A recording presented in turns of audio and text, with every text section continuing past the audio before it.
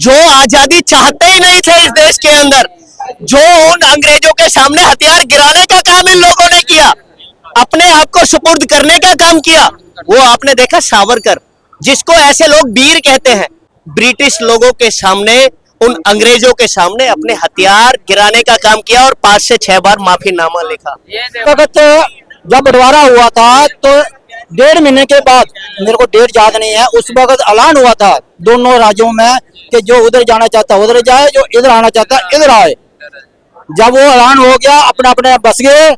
उस वक्त के कानून बने हैं घटिया। अगर तेरे को पकड़ा गया तो कोई कानून नहीं है बेटा, बैठ जा। इसका वो कानून है, आज भी चल रहे हैं। बीजेपी आज उन कानून को खंगालती है तो सबको दर्द होती है। ना तो हिंदू गलत है, ना ही मुसलमान गलत है, ना सिख गलत है, ना ईसाई गलत है। वो हर इंसान गलत है जिसकी मंशा गलत है, जिसकी सोच गलत है, वो जिसका विचार गलत है, वो हर इंसान गलत है। वो चाहे किसी भी धर्म, किसी भी समुदाय विशेष से आता है। मैं कहना चाहता हूँ, क्या सोफिया कुरैशी को ये याद करते हैं? उस सोफिया कुरैशी को जिसने पाकिस्तान की धरा को ध्वस्त करने का काम, जो घुस के मारा उनके लोगों को, वो कौन थी? वो इस देश की मुस्लिम बेटी थी, और मुस्लिम ही नहीं, इस देश का गौरव थी और गौरव है। ऐसी बेटियां, चाहे वो हिंदू की हो, चाहे मुसलमान की हो, चाहे सिख हो, चाहे किसी भी प्रजाति में उसने जन्म लिया, वो देश की बेटी है। किसी के भी साथ अत्याचार नहीं होना चाहिए। लेकिन आज राजनीति कैसी चल रही है? आज राजनीति कैसी चल रही है? योगी आदित्यनाथ की सरकार है हाथरस के अंदर, उत्तर प्रदेश की धरा पर है ना। उत्तर प्रदेश के अंदर मुख्यमंत्री योगी आदित्यनाथ है, और वहां हाथरस के अंदर एक दलित बिटिया के साथ घिनौनी अपराध हो जाता है, और घिनौना अपराध होने के बाद उसके साक्ष्य मिटाने के लिए उनकी ऑब्जर्वेशन में जो पुलिस कार्य कर रही होती है, वो उनकी उस बेटी की जबरन डेड बॉडी का अंतिम संस्कार कर देती है। ये साक्ष्य मिटाने का काम कौन कर रहा है? बीजेपी की सरकार में हो रहा है। क्या हो रहा है? क्या वो इस देश की आप हिंदू की ही बात करते हैं? क्या वो हिंदू बेटी नहीं है? क्या इस देश का दलित हिंदू नहीं है? आज सुफिया बेटी नहीं है वो? मैं गर्व से कहूंगा कि हमारी बेटी है, वो किसी की नहीं है। एक उसके दादा का खानदान को पूछो, वो आर्मी ने, उसने हिंदुस्तान का झंडा गड़ाया हुआ है, उसके बाप ने गड़ाया हुआ है, आगे बेटे ने गड़ाया, उसके मानसिकता थी। अगर तेरे घर में ही मानसिकता हो तो झंडा गड़ेगा। एक नेता का ये भी बयान आया था कि 1947 में कट्टी फटी आजादी मिली थी, कुछ ऐसा करके बयान आया। ऐसा कुछ नहीं था। उस वक्त डिक्लेयर करा था गवर्नमेंट ने डिक्लेयर करा था, जो पाकिस्तान जाना चाहता है पाकिस्तान जाइए। पाकिस्तान वाला जो नेता का बयान क्या था? कट्टी फटी आजादी वाला कौन से सन में? 1947 में। पहले जो आजादी, अच्छा, वो बीजेपी के 2014 से पहले की आजादी कट्टी फटी करके। अच्छा, कट्टी फटी। मैं कहना चाहता हूँ ऐसे लोगों से, ऐसी गंदी मंशा के लोगों से, ये तो वो लोग हैं जो आजादी चाहते ही नहीं थे इस देश के अंदर, जो उन अंग्रेजों के सामने हथियार गिराने का काम इन लोगों ने किया, अपने आप को सुपुर्द करने का काम किया। वो आपने देखा सावरकर, जिसको ऐसे लोग वीर कहते हैं, ऐसी मंशा के लोग वीर कहते हैं। आरएसएसवादी विचारधारा के लोग उसको वीर कहते हैं।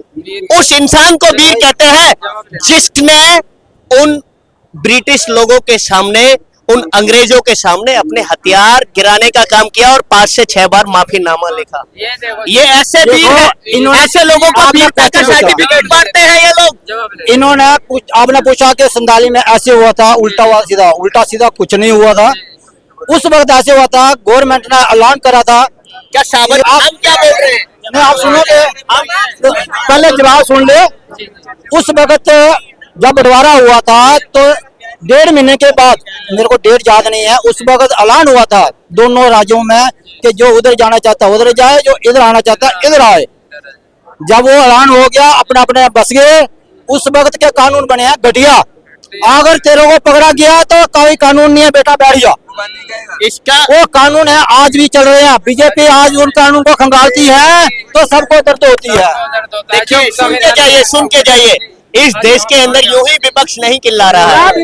इस देश के अंदर यूं ही विपक्ष और इस देश की जनता यूं ही आवाज नहीं दे रही कि बीजेपी के लोग संविधान विरोधी है।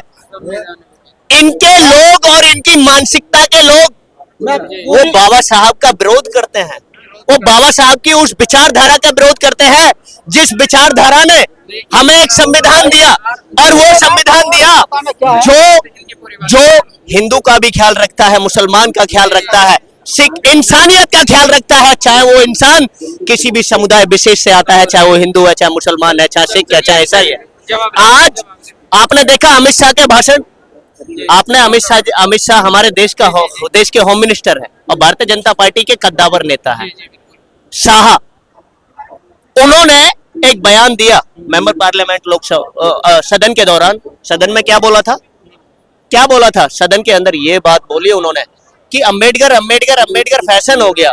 अगर राम का नाम भज लेते तो भगवान का नाम भज लेते तो भगवान की प्राप्ति हो जाती, ईश्वर की प्राप्ति हो जाती। मैं कहना चाहता हूं, जिस इंसान ने और जिस महापुरुष, इंसान नहीं महापुरुष, जिस महापुरुष ने इस देश के अंदर हर इंसान को जीने का अधिकार दिया, उस इंसान की, उस महान शख्सियत की बेइज्जती इनके शाह करते हैं, वो अमित शाह करते हैं, और तानाशाह उस पर चुप्पी साधे बैठते हैं। देखिए कितना बड़ा आरोप लगा रहे हैं। इन्होंने आरोप लगाया, मैं मानता हूं इनके आरोप को, मैं इतना वो नहीं करता, आरोप नहीं, हकीकत है, लेकिन आरोप वो ही हकीकत है। ये देश ने बयान सुना है। अमित शाह की बात याद आ गई, मेरे दिमाग में भी आ गई, लेकिन ओबीसी की भी बात याद करो, उनका भी कुछ बयान है, एक नहीं 10 है भाई साहब, उसके भी बयान याद करो। आज संविधान पे चल रही थी। हाँ, अब संविधान तो अभी अरे है, सुनिए ना, अभी आप है। बोल रहे थे